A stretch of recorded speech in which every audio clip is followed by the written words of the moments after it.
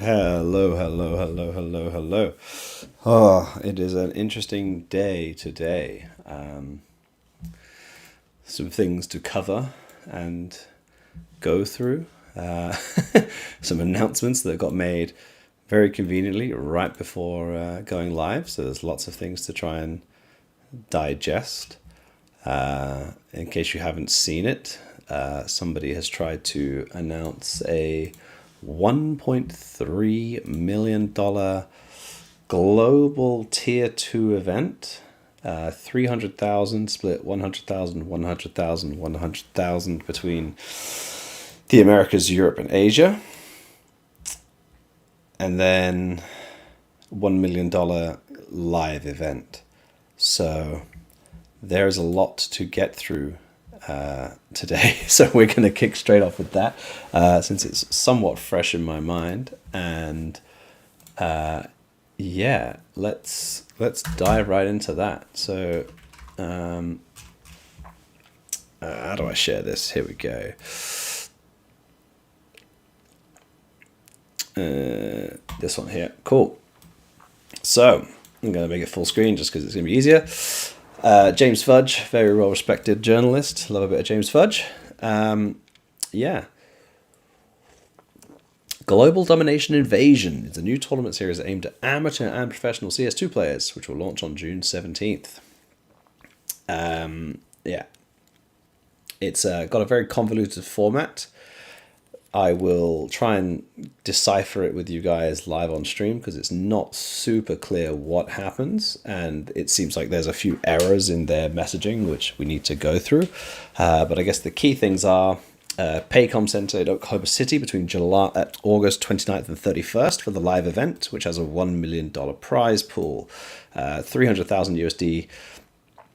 An advancement to the live championship in August for the territory finals. And it's open to Americas, Europe, and Asia, with each region competing for $100,000. So immediately, first questions I'm thinking of, Americas, Asia, $100,000. Like, is this South America and North America split? Is this Asia? Like, is that Oceania? Is that China? Is that Middle East? Like, how does this all get split? Like, the regions are too broad as they stand right now. But yeah, we can try and dive into it. They've got their website here, GD Invasion, which has opened in a new tab, so has not shared. I've tried to sign up, as you can see. Got my account right here, and the schedule is currently not working. It was working earlier. Okay, Americas. Here we go. So I got to Americas, and then you see the issue already. Americas. First of all, they're all set for the 15th, which is tomorrow. Which I think is when the registration opens, but it's not super clear. And then yeah, over here, so your teams get assigned skill level depending on your, I don't know what that's depending on. There's $100,000 that go to the top 12. There's 16 teams with 16 teams, advancing teams per group, 1 advancing team per division, and 8 advancing teams per territory. Wait, there's 8 advancing teams per territory. So that would be 24 teams. How many teams are at the main event of this thing? Do we know? Have they said? Like, everyone's trying to figure this all out now, like live, basically, because the announcement is just horrible. Hold on. I've got a bunch of like different. Here we go. Okay, maybe this says it. Right. Can you guys? No. Here we go. I found this page, which is on their homepage. I mean, they've got VRS invites, so they're aware enough of some things. Right. So, registered teams get divided by their skill level into 4 divisions. They play in the group play, which goes through to the division finals, of which the top 8 go through to the territory finals, which is where this part comes in. So the groups get played in a round robin. Ugh, God, that's horrible. This is also a month's worth of competition, which is very tough. I can already see that we travel to Belgrade on the 11th or 12th of July, so this is problematic. It also means that we would have to skip all of the division. I'm pretty sure that we can't play. I'm 99% sure that Complexity cannot play this because we have like these dates here, July 17th to 23rd. That is in the middle of.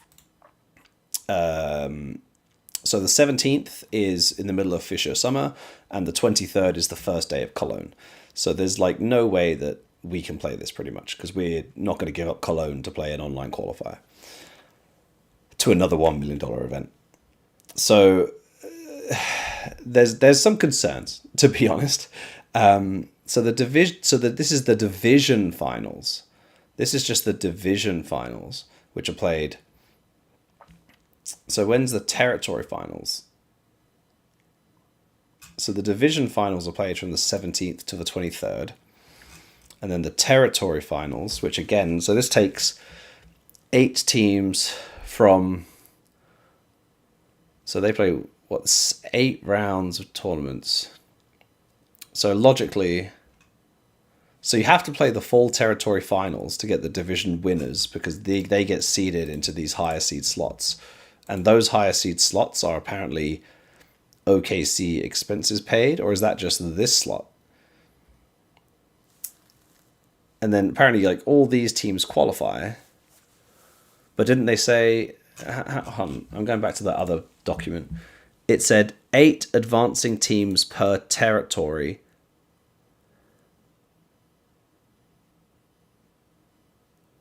Eight advancing teams per territory. So either is it a 32 team main event? Is the global event? I'm trying to find the global event now.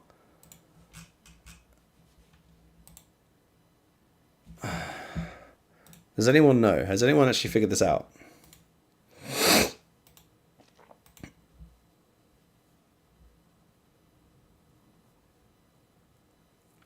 Okay, Paddy Slay in the chat says 21 to 22 teams are invited per territory to compete in the live finals in Oklahoma City.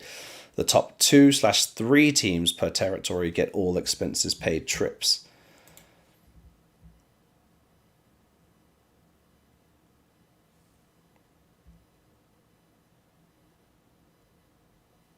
I mean, so that means they're what, pay...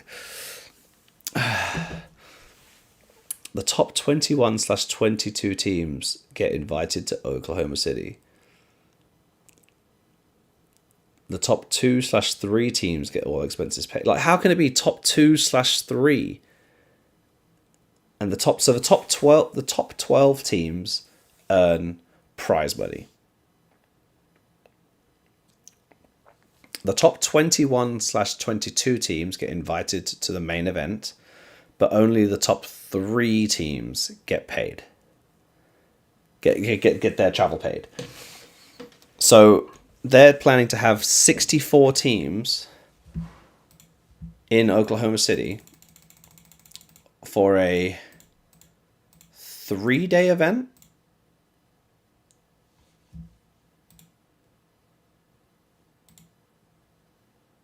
Is that what I'm reading? A 3-day event? August 29th to 31st. That's 3 days. 64 teams.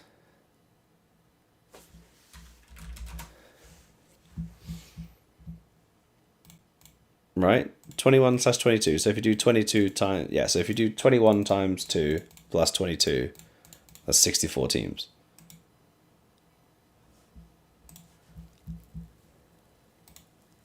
Not gonna lie, guys, I'm a little bit suspicious that this is probably going to be a fucking disaster. I'd love it not to be a disaster.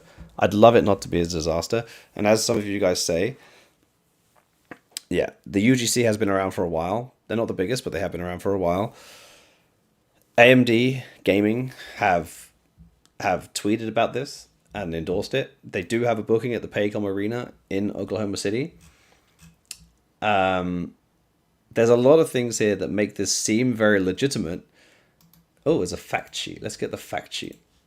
But there's also a lot of things here that just scream of concern, like deep, deep, deep concern to me.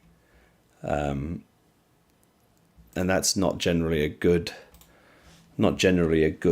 feeling to have.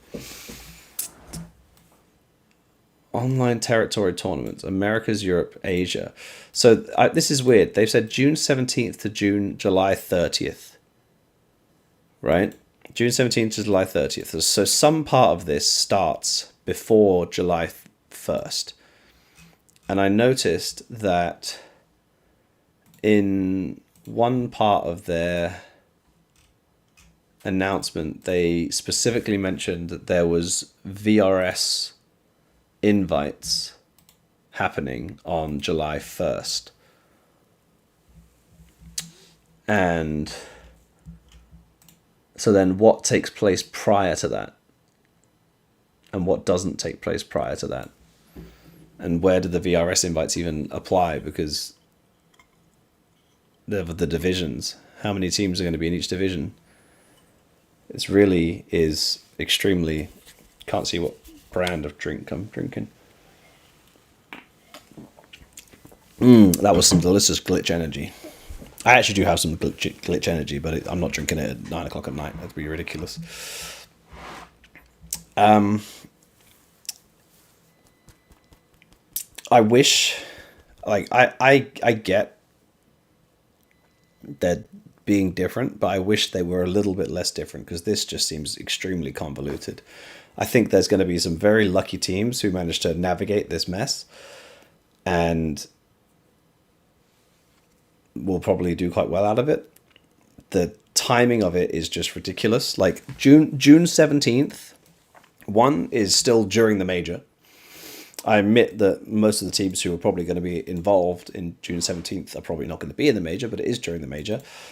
But the player break starts on June 23rd, which means that all of the June 23rd until, I mean, technically until, until like the 20th of July.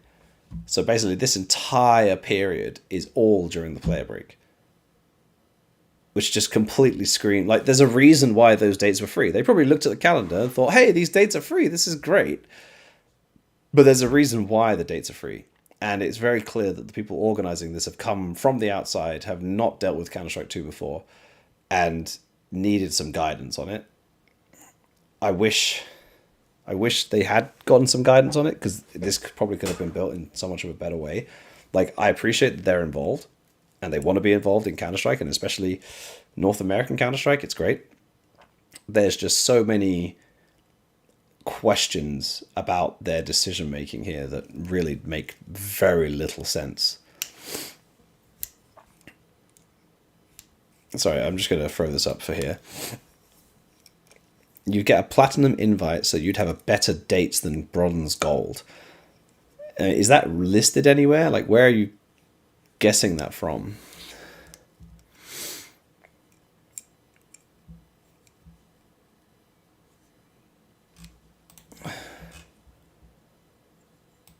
Like, I can see the gold, silver, and bronze tiers thing here. I don't see anything about platinum tier, which I guess is where most of the I guess is where most of the VRS invite teams would go to, but still, it's a little bit problematic. I just want to go back to this page here. Where are we? Is it this one? Yeah, this one. So they would still expect every single invited team, right? This chart here.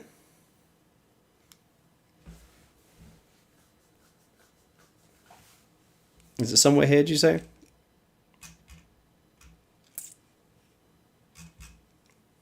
Because like the division finals are still playing on the 17th to 23rd. So all the platinum has to play that at least. And the weekly schedule seems to be, I mean, it says flexible scheduling. Scroll down.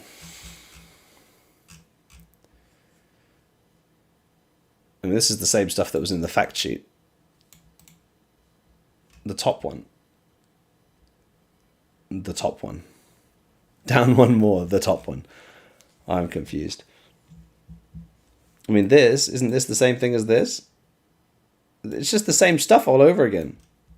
This is literally the same thing twice. Guys, I'm lost. I'm just going to type platinum into this thing. Okay, is none of this text? No. Platinum, it doesn't exist. I'm searching plat and it doesn't come up. But if I search gold, it does.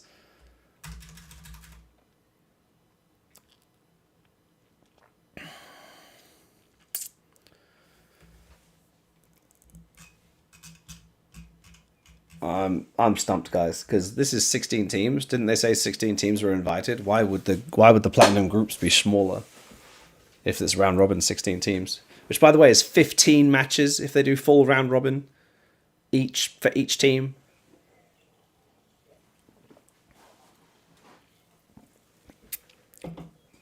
That is just going to be a disaster. And they're making people pay $100 to join this, or $90. I'm deeply concerned that this could be a disaster when it should be really good.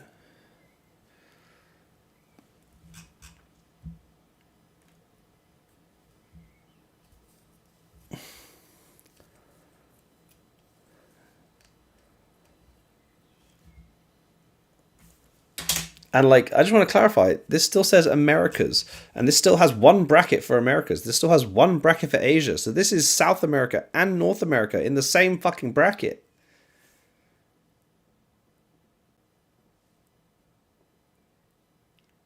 I'm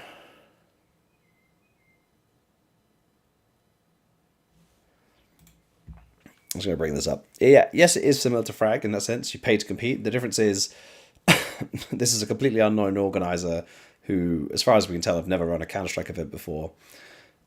Fragadelphia, realistically, you're going to get, 30, 40 signups, so it's potentially a low amount of money.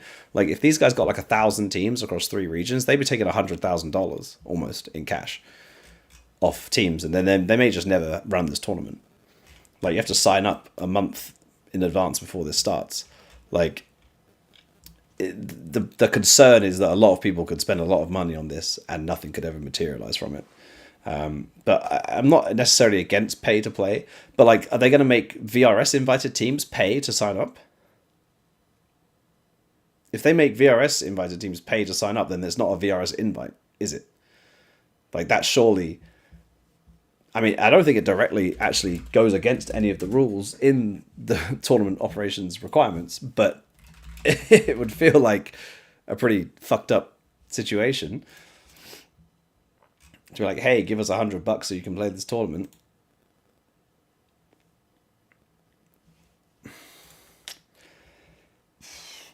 Again, just the differentiation there between Frag and this would be Fragadelphia is fully open sign-up. If they do VRS invites, in addition to open sign-ups, if you pay your way into the tournament, then I don't know, that seems a bit fucked up to me. Yeah, I mean, and also like this whole thing here, top 2/3, like what? So how do you know? How do you know if your region is getting the third team or the second team, and what defines that? When will it be defined? Why are they only paying for 2 to 3 teams? Yeah, their dates are all different on different pages. I also found this. Can you hear the audio? Apparently you can hear the audio of this. Can you just tell me? I'm going to play it for like 2 seconds and then we can watch it. Can you hear the audio from this? Is that making any sound to you? Oh, you can hear. Okay, let's watch this together then. I haven't watched it yet. Oh, hold on. What I'm always curious about is where they get their footage from. Can we figure out what event this is? What does that say on the back? Whose jersey is that on the back of there? I guess you can't see it. It looks like it says Rushies. Rushies? Does anyone know Rushies? I'm just going to do a blanket search on Wikipedia, because if they're anyone, they'll be there, right? Rushies. With a Z, it looks like. Ah, Gears of War. This is a Gears of War team. Where's Nick? Is Nick here? Nick must know them if they do Gears of War.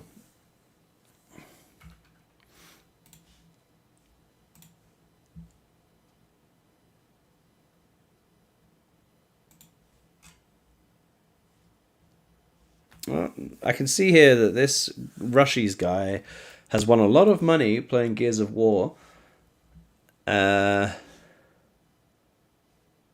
tell directly if that's the team, because that's the only name I can see, but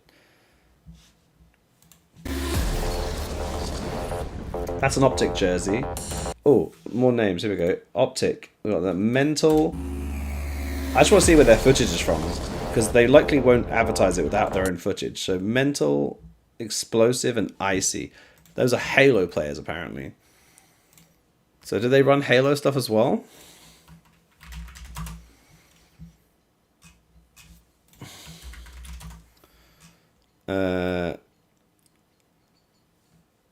Wait, isn't Mental on our Halo team right now?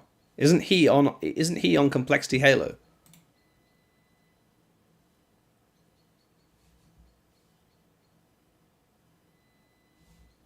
Like, don't we have a guy called Mental on the Halo team right now? That looks like him, I think. No? Icy, Explosive? I don't see any Icy or Explosive on Halo Optic. So maybe it's still Gears of War.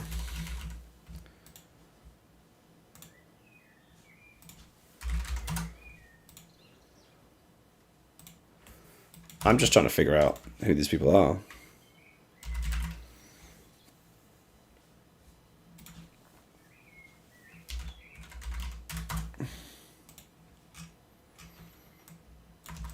Is there a Gears of War Wikipedia? Don't think there is a Gears of War Wikipedia, is there?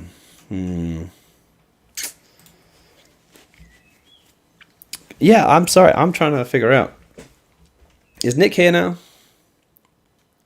2018. Okay, our resident Gears of War / Halo guy says it's a 2018 roster. So that's some old ass footage. Okay.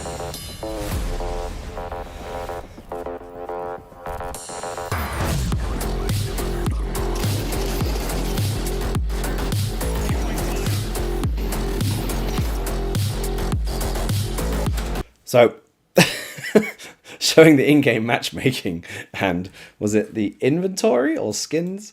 So this was the in-game matchmaking. Lurker, the AWPer Rifler. That's very much in touch with Counter-Strike.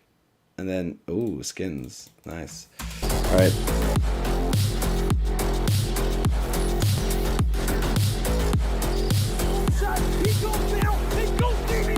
Wait, what was that logo? Alright, Nick, this looks like it says Gears of War Pro Circuit. Gears Pro Circuit. Nick, tell me which year and event this was.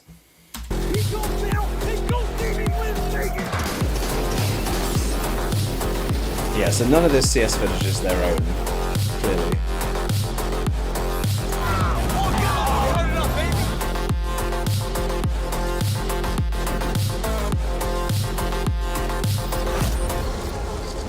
That was Mexico. Right.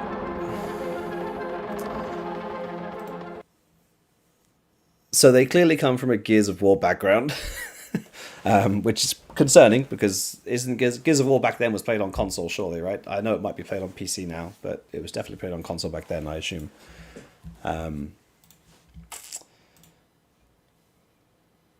Yeah.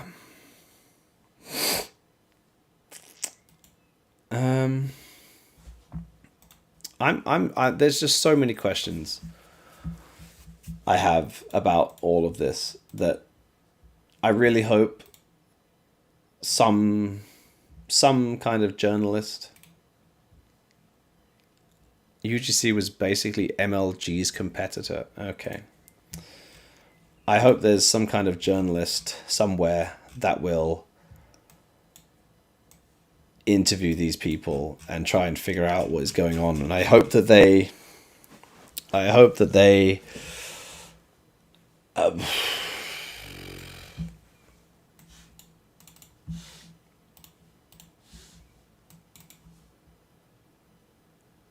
release a lot more information, like hosted by Americas.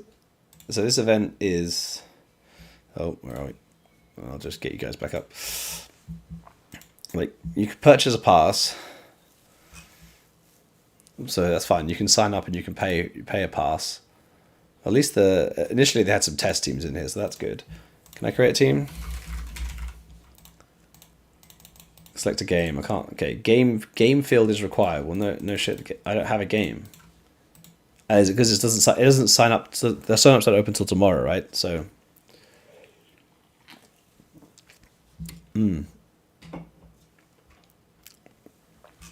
Yeah. What's their support page like? Global domination. Ooh.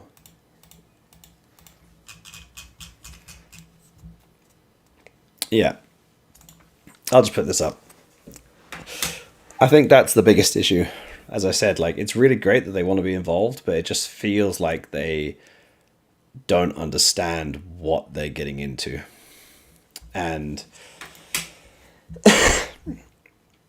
where is that information? Like, I definitely saw something about like the top 12 teams from the VRS don't get invited, but I click VRS invites and nothing happens. It takes me to this page.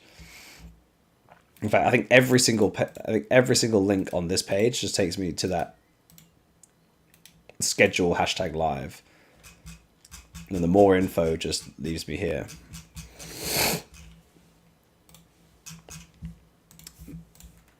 Maybe if I remove the schedule and then do that. No. Yeah.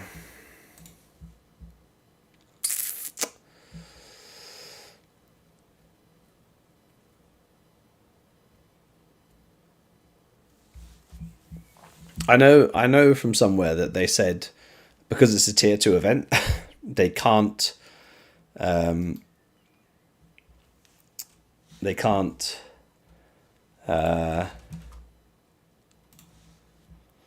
do you say, they can't invite the top 12 teams to their event, which is true. I don't think it matters because the main event clashes with Blast Open Fall. So the middle event of Blast's circuit for next season.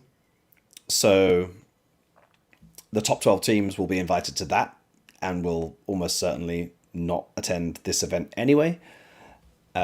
Which means that this event is going to be a $1 million event starting at basically at rank 13 minus 4 teams that play qualifiers to the Blast Open as well. I would have a rough guess that this is probably going to be a pretty poorly attended event anyway. But my main concern is just about this whole online phase. Like, running a month and a bit online phase, that seems pretty intense. Like, it seems like there's going to be a lot of matches. Like, I know they said great flexibility. Where are we? Let's just jump back over here again. I know they say here like flexible scheduling options, but I think this is way too complex and too in depth for what it is. And then even if you get the Oklahoma City part, only 2 or 3 teams get expenses paid. The amount of teams that qualify for this that aren't North American and then go, fuck that, we're not going, is just like, it's going to be monumental. Like, teams don't have enough money to attend this. I know that some teams will, Like, you know, we saw NIP come to Philadelphia, and they would be a team that could probably afford this. But then we're just getting to a point where the rich get richer, because only the good teams can, or not the good teams, only the rich teams can actually afford to attend. Like, that will even limit some North American teams potentially from attending. Ashes, the top 2/3 teams from each region will get paid. So that's a maximum of what? I guess it's 8. I guess the number they're looking for is 8. So it'll be 3, 3, and 2, I would guess. So they're paying for 8 teams of 64. So there's what? 56 teams that are not getting their expenses paid to attend this event. Like, I'm not going to make a crazy thing, but like, I will eat something ridiculous if they have 64 teams at this event that aren't like last minute replacements, or like that are just a complete joke and make no sense at all. Yeah.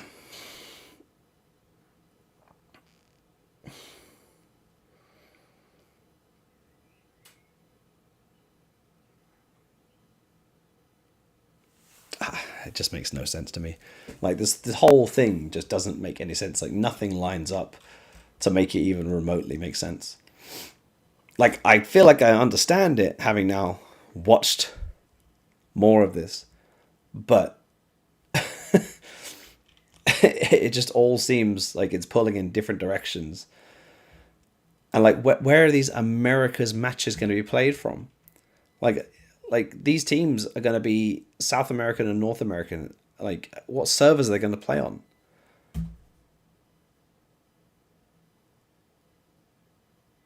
Like, it's quite clear that they've got everything set out for 3 regions. You know, 21 teams go from each region.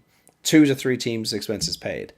Like, they have to completely reformulate this for just North America, let alone what they'd have to do for Asia to make it remotely fair.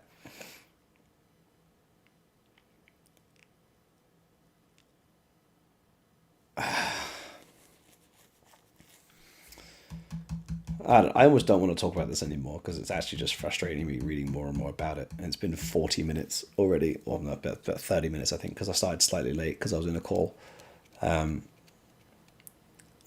Just I'm just reading it more and more and more, and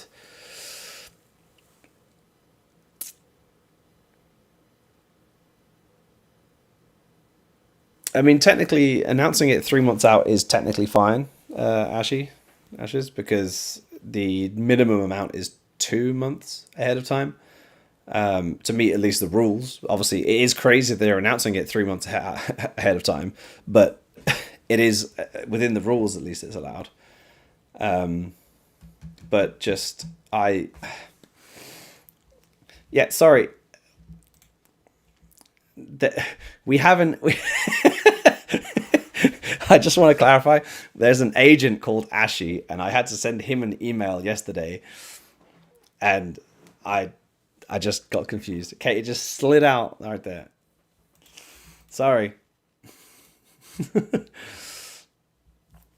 Um, yeah. Anyway, I think it's highly unlikely that we will play, because every single date, pretty much, that they have clashes with the date that we are at another event. So let's just round up, I guess, what events we are going to be playing in during all this period. So first event we will have, oh god, here we go. Shout out to Wikipedia, as always, for their incredible catalogue. So I know it says here what the... Yeah. I know it says 450k. We got the information about this a few days ago. I think officially, um,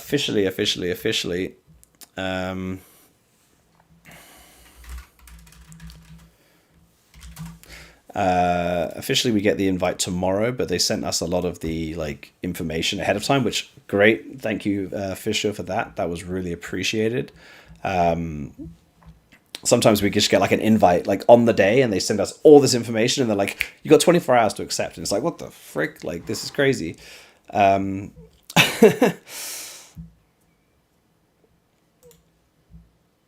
Duck, as far as I'm aware, no, they cannot do that. Like, they can't just make it unranked because they deem it to be bigger than a tier 1. Like, a tier 2 event has no, like, prize money cap on it, which is a problem, I think. Obviously, the only limitation for a tier 2 event is essentially that they can't have the best teams, which, yeah, is what it is. But, I mean, technically, they can have the best teams because they can just play open qualifiers. There's nothing stopping the best teams from playing these events. They just can't be invited to them.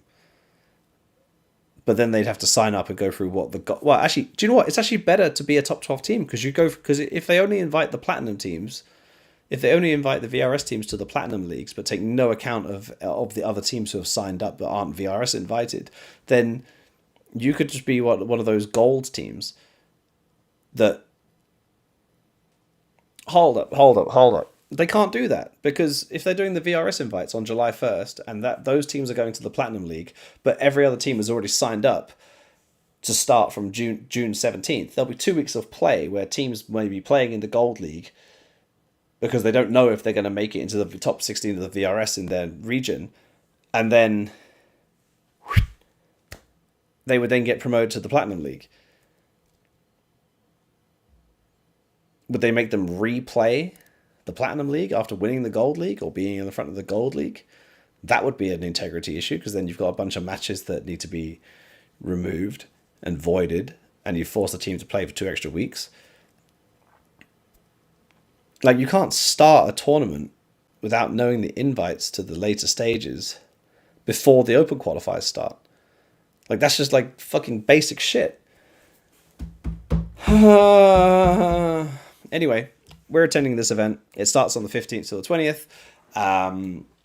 It starts on the 15th until the 20th. We're arriving in Europe or Belgrade on the 12th. I think maybe we might arrive on the 11th if we're lucky, but we're arriving on the 12th. And this tournament, whatever it is, where are we? I'm going to try and find it again. Yeah. And then this would obviously clash with this July 17th thing. So, oh no, switch over. Yeah, so this is highly likely that we won't be able to play this event because we will basically be in Europe for the entire division finals. Because, yeah, they run until the 23rd and then... Wait, this is of July, right? So when does this play? I don't even know.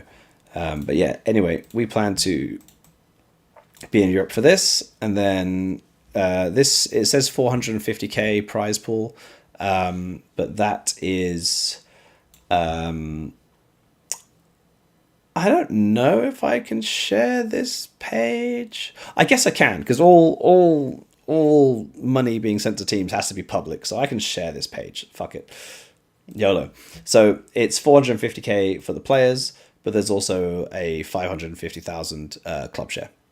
So it is a $1 million ranked event in terms of VRS, but it's 450 to the players and it's 550 to the teams. So yeah, just so people are aware that it's not just a 450k event.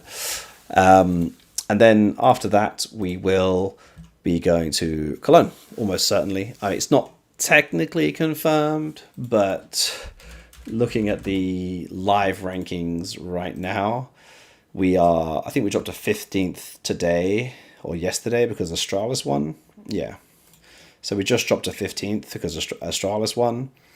VP lost. So like we're right behind these guys here. Like this is going to get quite fun because Astralis play Team Spirit, I think. No, NIP play Team Spirit. Who do Astralis play? Na'Vi.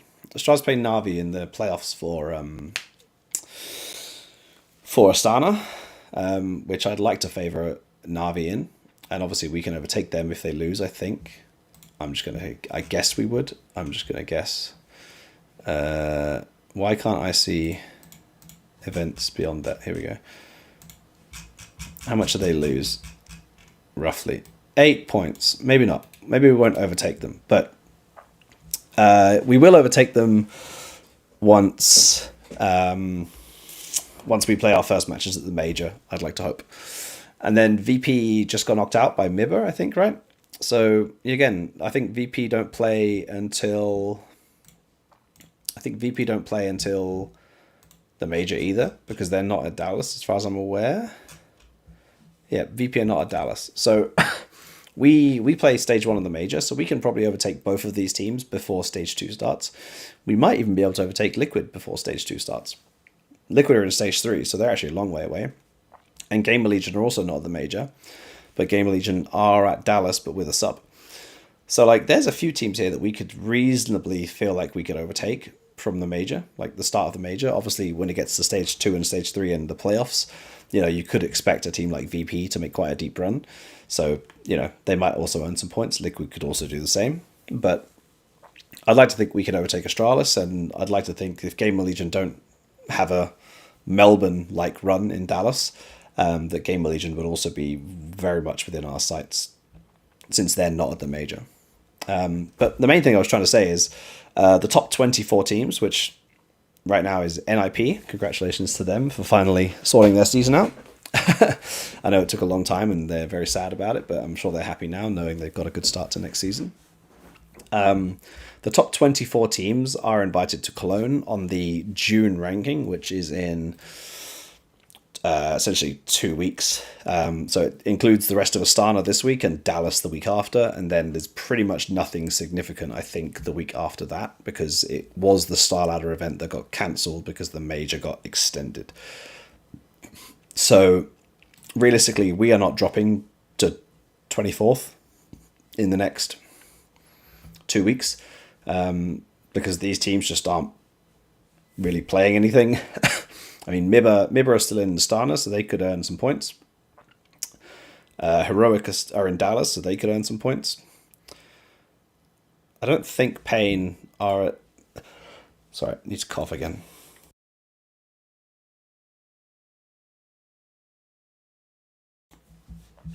I don't think Pain are in Dallas, are they?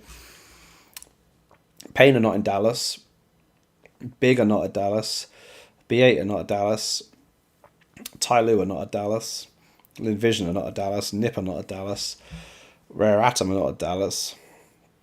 FlyQuest are not at Dallas. Like all these teams are not at Dallas, pretty much. Apart from Furia. Furia are at Dallas and Heroic are at Dallas. So the chances of us getting overtaken by essentially like, oh my god, my throat. Like 10 of these teams, who are also all not at Dallas, is pretty much impossible. So yes, we are technically not invited to Cologne yet, but the chances of us not being there are extremely slim. So yeah, we will basically be going from Fisher to Cologne. Then the week after Cologne is the Blast Bounty, the first Blast Bounty. So we will basically be going back to back to back across those 3 events, which is the entire time that this global domination qualifier online crap is happening. So the chances of us playing are basically 0%. So yeah, that about covers my thoughts on the global domination invasion for day 1 of the global domination invasion. You know, in an ideal world, we would somehow sneak our way up to 12th in the rankings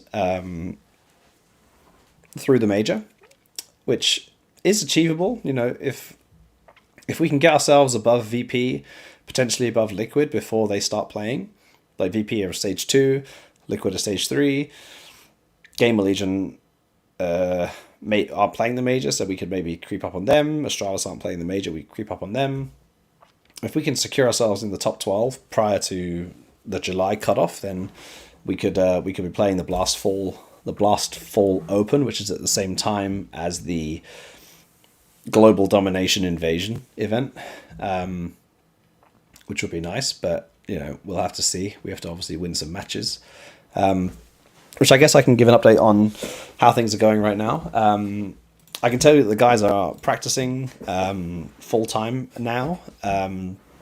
I know last week we had Junior on the show, and we're pretty open about it. He was still playing for, they were called Nouns and ECL, but let's call them Moneyball as they are now. yeah, he was still playing for Moneyball in ECL. His ECL run is over now, so he's full time practicing with us until the major now.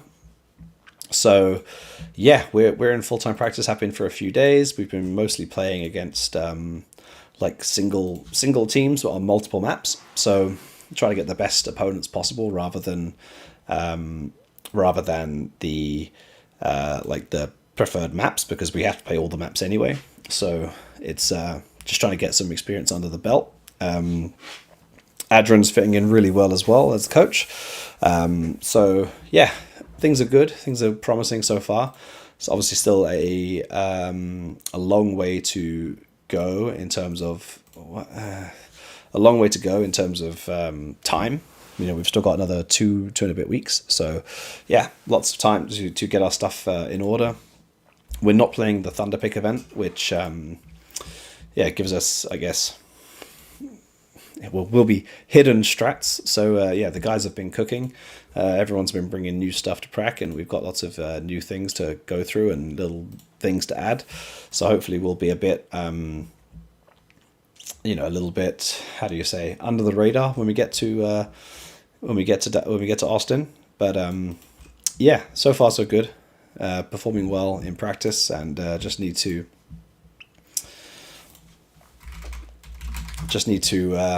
put the work in, really. What was this? How is Holzek's visa?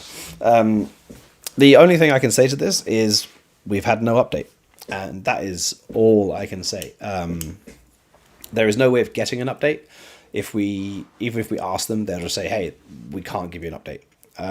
Essentially, we are waiting for some documentation to come through.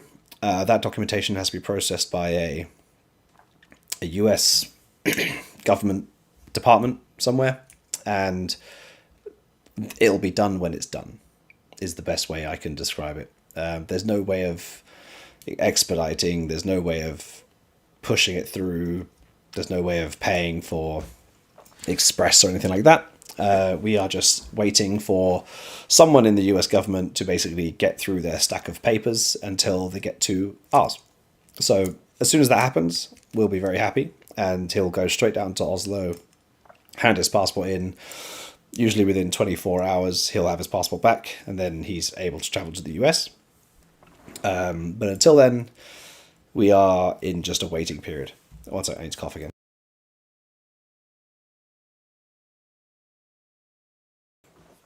Wow.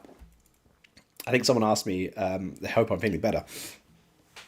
I'm just coming off the end of it, but talking isn't the best thing for it. And it seems to be really bad in the morning and at the night. But yeah, I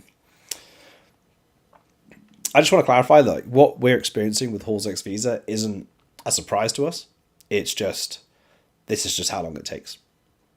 We couldn't have moved any faster with the process.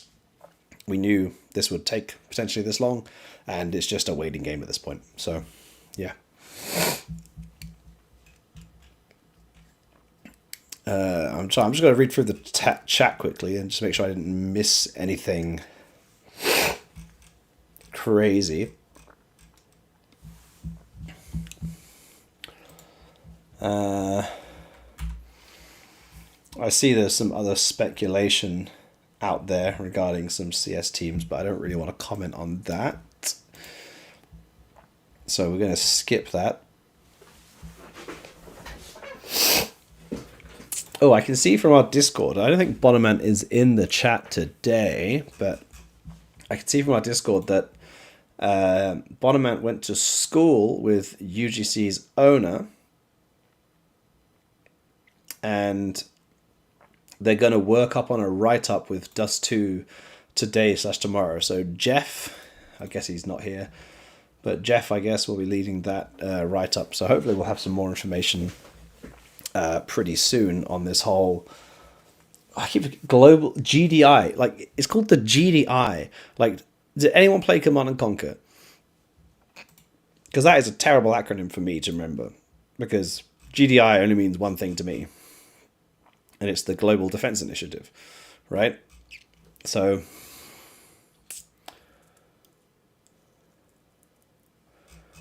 Yeah. Jeff has been busy. Yeah, I'm sure he has. Oh dear. Sorry, I'm just scrolling through some.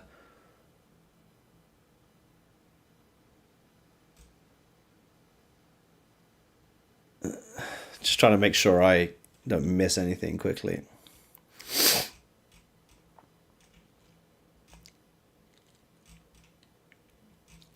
I don't think I have missed anything. Cool. All right. Well, technically, if I ended it now, I would still be within the hour. I don't really want to do that, but I mean, what else is there? Like that was the only thing that really just came up out of nowhere. Yeah, as I said, there's some speculation floating around about some CS teams and roster changes and transfers and all kinds of stuff. But beyond that, I don't really want to speculate too much. Just want to say I'm really happy for Hooksy, by the way. I think he got done pretty dirty towards the end of his G2 stint. And I'm sort of happy that he took his time and didn't come back for just any old offer and waited. But he's a nice guy. Obviously, not gonna go into too much. But obviously, we spoke to Hooksy around end of 2021, when we were looking at buying the whole Copenhagen Flames roster, and he came across as a guy with a really sort of level head, really sort of understood himself and where he was at and what he wanted to do, and seemed like a very driven individual. So I think seeing him on the bench or out of work for, was it nearly a year now, was pretty crazy to me. So, like the fact that he's sort of come back and grabbed his opportunity by the balls, so to speak. And yeah, good luck to him. I feel like Astralis is the right team for him. I just I don't know how long it's going to be called Astralis or anything else, but again, don't want to speculate on that. I know nothing about it. I'm only commenting on the fact that there are rumors, but yeah. Shout out to Hooksy because he's a guy who's gone through a lot and taken a lot of shit. So it's nice to see people who take a lot of shit sort of come back and kind of stick their middle finger up to everyone and say like, I can do it. So shout out to him. I think we are done. Like, I really can't think of anything that's happened in the last week that has been worthwhile talking about, unless I'm completely crazy, right? So let's open up the AMA portion of the show,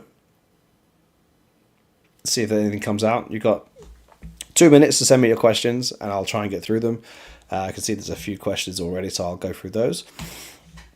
Paddy Slay, are the boys scrimming and practicing in NA or EU right now? We are practicing in NA for the simple reason that all the teams arriving for Dallas will be arriving in the next 3 days. So there'll be a week's worth of teams from Europe playing during Dallas. All the best North American teams are currently in region except for M80, who obviously are in Astana. But Wildcard, Energy, Legacy are all in NA, so we're getting good scrim blocks against them. And then, yeah, as I said, there'll be teams arriving for Dallas next week, so we're going to try and play lots of the Dallas teams, try and get some days against them.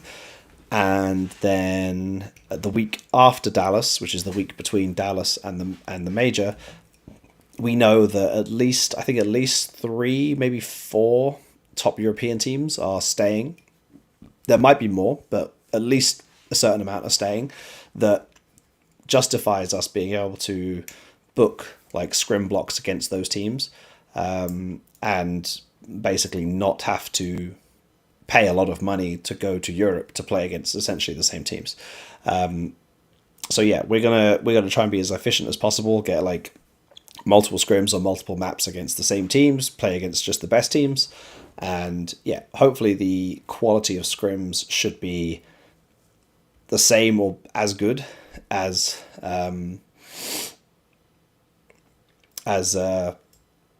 what we'd get if we went to boot camp in Europe, and we don't have to boot camp in Europe. So that's nice for everyone, I think. Yatos from YouTube. Is Junior going from scrims to playing the Thunderpick event? If so, that's crazy. Yes, he is. And he did the same thing for ECL last week as well, except for the BO5 day. He didn't do it on the BO5 day, but on some of the BO3 days, he scrimmed 3 or 4 scrims and then went straight and played a BO3. So he's putting in the work to... I should clarify that his contract technically didn't start until after they got eliminated from ECL. So he did that off his own free will to get a good start with us. But yeah, we're able to book scrims early enough in the day that we can do a full scrim day, and then he can go and play Thunderpick as well. So we're not losing out. He's still fully dedicated to us, and then he's able to go and keep playing as well. So yeah, Junior's a grinder. He's putting in the effort. So thank you to him, and yeah, it's a good situation that's working out for everybody. All right, I'll let you have this one, Floofies. Floofies, you're the caster that's moving up, and I've got my eye on you. That sounds creepy as fuck. I don't have my eye on you at all. Yeah. Oh yeah, I guess Junior must be playing Thunderpick tonight, right? Energy, I guess. That's kind of funny because obviously he's been scrimming. He's scrimmed Energy with us, and now he's playing them with his other team. So I wonder if he's learned anything from the scrims that he can use in those games.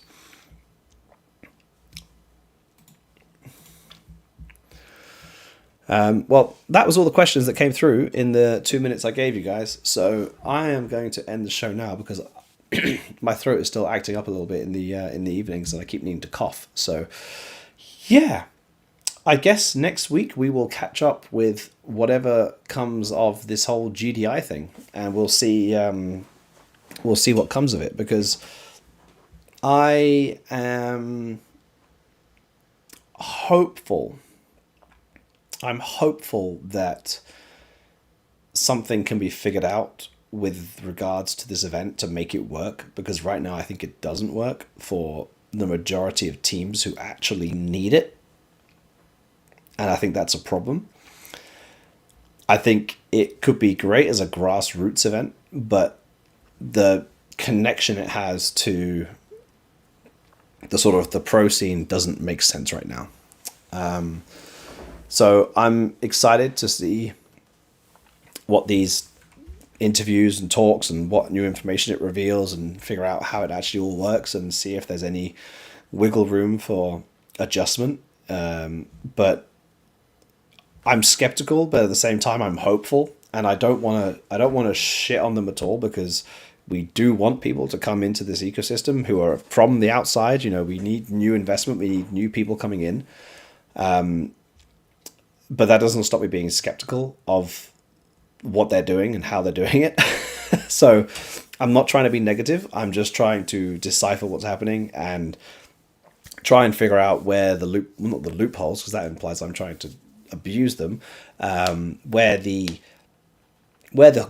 gaps are, where the holes are with what they're doing, and yeah, go from there. Yeah, Slove, I wish these sponsors would give us all the bag and run. That's the weirdest thing, is that how can none of the endemic brands that currently in Counter-Strike get a hold of this money and these sponsors, but someone else can come from external and do it? Like, it's a bit weird. But I will just put this up because it is worth noting. We're not showing the tab right now. That the AMD Gaming, this is a legit account. This is from AMD. Like, this is AMD's real account, 1 million followers. They tweet about it. So like, there is definitely some level of credibility here with regards to this. And I think even the arena also has a booking for it. So like, there is definitely some levels of credibility towards the event being legit. It's just that a lot of the things about the event don't make much sense, especially in regards to the qualifications. So yeah, there's that. And Joe, are the boys going to meet and greet in Dallas? No, we're not in Dallas. We're not attending the event, and none of the players are living locally to Dallas right now. So for us to do a meet and greet in Dallas would require us to give up 2 days of scrims in the week before the major, which I appreciate would be a nice thing to do for the fans. But we are focused on competing, and also, you know, the cost and the time and everything that it would take to get the guys in Dallas probably wouldn't be a business decision that would make sense. But we would love to be there, and we've made efforts every single time. The last few times we've been to Dallas, we've obviously been in Dallas the last 3 years. Typically, they only use the teams that make it to the playoffs to do the meet and greets in Dallas, because they send the other teams home. But we've always stayed for the extra days and done a meet and greet in Dallas the last 3 years. So this will be the first year we haven't done it, and it's only because we're not attending. If we were attending, I'm sure we'd be doing a meet and greet. But yeah, unfortunately, we just have to suck this one up, I think. Whether we do something in Austin, I don't know. I think it will depend a lot on what stage we make it to. Like, if we made it only to stage 1 and then we got knocked out, like, staying for an extra 10 days to do a meet and greet would probably be not worth it. But if we make it to stage 3 and then there's only 2 days to wait until the playoffs, then it might be something that we can do. It might be we can organize something externally that isn't directly tied to the main event, but then it would only be for obviously Austin residents, because people wouldn't have flown into the event by then. So we'll see what we can do. Are there any NA teams that aren't top teams that have been surprisingly good in the scrims? No. That's not meant to sound disrespectful. I just want to clarify. But surprisingly good. No, there's no one surprisingly good. The top teams in North America are good in scrims, good enough that we can happily scrim against them. But below that, I wouldn't say there's anyone that's surprisingly good. There's definitely some teams on certain maps that can be a good opponent, but there's also a lot of teams that, while they may be able to win rounds, they're not good practice opponents. Because I should clarify that we don't try and win scrims. Right? So the main thing we're looking for in terms of a practice opponent is that they play somewhat meta high-level Counter-Strike and don't make bad decisions. And I would say that there's no teams that are surprisingly good in North America in terms of that. There are definitely teams in North America who can shoot and who can win rounds, but there aren't any surprisingly good teams. So not trying to be disrespectful, just trying to be honest. And, I should clarify, we're staying in North America because we believe the practice will be good enough for us to go into the major. Now, obviously, that is supplemented by having European teams coming for Dallas and staying. But we will still have to play the other North American teams, and not just the top North American teams as well, because I would imagine that come, middle of Dallas or something, that wildcard energy probably won't want to scrim us, because obviously we could meet in stage 1 of the major, or they'll certainly be less willing to scrim us on more regular basis. So the opportunities against some of the other top North American teams will probably dry up at some point. So we will have to play against teams that are not attending the major, and obviously the European teams as well. So yeah, we'll make the best of it. Are there any plans to run anything aside from NA Revival, like a non-VRS charity event? Not that I know of. It's the best I can give you. Wildcard are going to Europe next week too. They just arrived in North America, 2 days ago.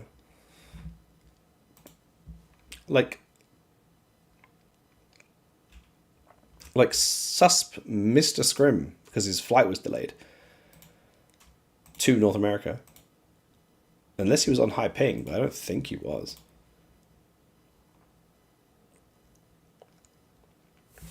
Let me check. I'm pretty sure he wasn't on Hyping. So anyway, it doesn't matter. If they're going to Europe, they're going to Europe. That's great for them. But as far as I can tell, the Swedes only just arrived in North America again. So, yeah. Yeah, Floofies, I agree. Things like David's Cup and obviously Mustache Masters when that comes around and other charity events are pretty cool. But they do require a pretty significant amount of planning and and obviously a cause. And when they come up, and it's great. But I'm not sure it's something that we're necessarily going to be involved in the near future. Obviously, we've got the Revival Cup.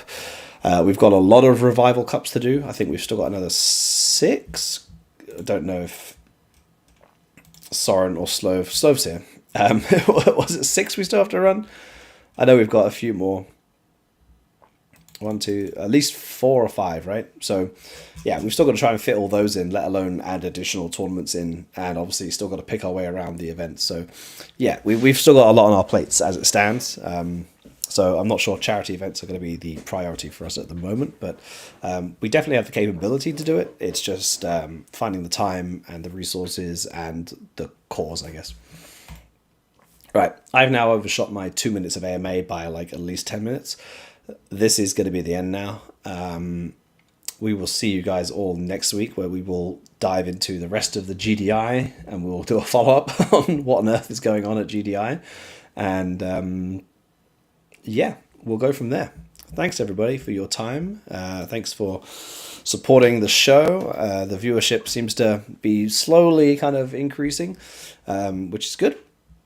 We're not necessarily doing it just for the viewership, but it's good to see that people are interested. So yeah, have a great Wednesday afternoon, I assume, if you're in North America, or a great Wednesday bedtime if you're in Europe. And if you're in Australia, why are you watching? Because I remember trying to do this show in Australia and it was like a 4 a.m. or 5 a.m. show. So if you're in Australia and you're watching, why? And yeah. Oh yeah, comment, subscribe, leave a like, go to the Discord. It's it's discord.gg/complexity or something, or it's col.gg. No, it's col.gg/discord. Go to col.shop.gg, grab your complexity merch. This is what the sticker will be like. Apparently the stickers might be coming out quite soon. Speculation. We can speculate. I love speculating. Where are we? There is speculation. I'm going to share this tab. Oh, you guys draw me back in. So Blast TV, they updated their new profile pic like this. Speculation that this could be the square stickers for Austin. Who knows? Maybe not. Maybe Blast the trolling. I don't know. But stickers for Complexity will be coming out very soon. So yeah, hopefully you'll get to see the old new logo back in game. And yeah, I mean, hopefully they're released by next week. That'd be great. I mean, I know, having spoken to Blast yesterday in a call, that there's a few players I think that have some outstanding issues with their signatures, whether they just didn't do them right or try to use a commercially available font again, I don't know. But yeah, I know that apparently there's just a few teams that are holdouts that Blast is still trying to work with to get them fixed and get them approved by Valve, and then hopefully the stickers will be ready to go out any day. So yeah, let's pray that they go out as soon as possible and everyone makes lots and lots of money, because we all need it. We all need money. Strife, I don't get any of the money, but the organizations need the money. Anyway, that's it. I'm cutting out now. I'm going to run the outro, and I think Andrew's probably going to run some ads, because that's what Andrew does. Yeah, Andrew says, nice, I'll take it from here. So good luck, everybody. Goodbye. Make sure you go to the Discord. You can always find me in there. Oh, it's like I'm trying to do that thing with the biceps. So I don't have any. Go to the Discord. You can talk to me in there. I'm always available and chatting in there. And go to the shop and you can buy yourself a sticker jersey. Let's call it a sticker jersey. Bye-bye now.